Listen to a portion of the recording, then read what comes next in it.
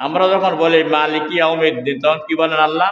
মাজ্জাদানি আব্দি, আমার বান্দা আমার গৌরব বর্ণনা করছে, দরখাস্ত আল্লাহর কাছে।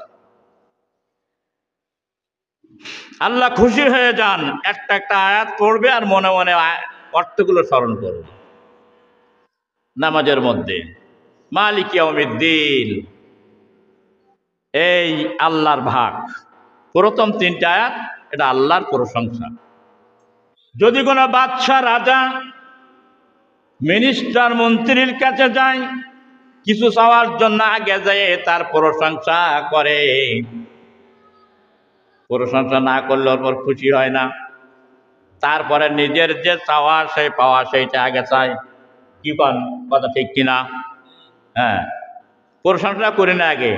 আপনার আব্বা আমার খুব শুভ আকাঙ্ক্ষী ছিল, আপনার আব্বারা খুব চিন্তাম, একসঙ্গে বেড়াইছি, ওটা বসা করেছি, অনেক কিছু করেছি। আপনার মাকে চিনতাম, আপনার নানাকে চিনতাম।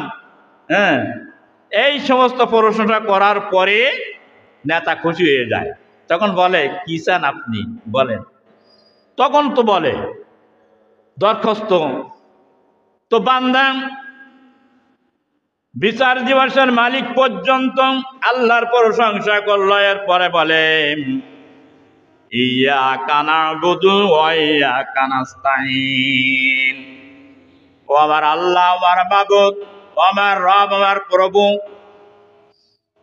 ইয়াকা না'বুদু, আমরা তোমার ইবাদত করি, তোমার দাসত্ব করি, তোমার গোলামি করি, তোমার পূজা করি, তোমার উপাসনা করি। ওয়া ইয়াকা নাস্তাঈন, আর আমরা তোমার কাছে সাহায্য প্রার্থনা করি। একমাত্র সাহায্য দেওয়ার মালিককে। আরো যারা বলেন কে? আরো যারা বলেন কে?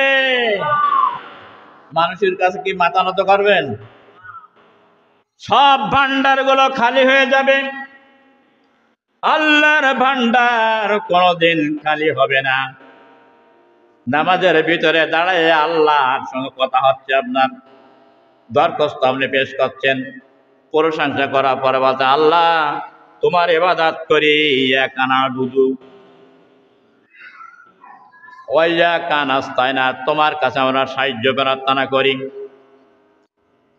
এই আয়াতের ব্যাখ্যা অনেক বড়, পরে বলছি। এরপরে বলি আল্লাহ তাআলা কি বলেন। আল্লাহ পাক বলেন কি সাহায্য আমার কাছে চাও বলো, উল্লেখ না করলে হবে না। বান্দা বলে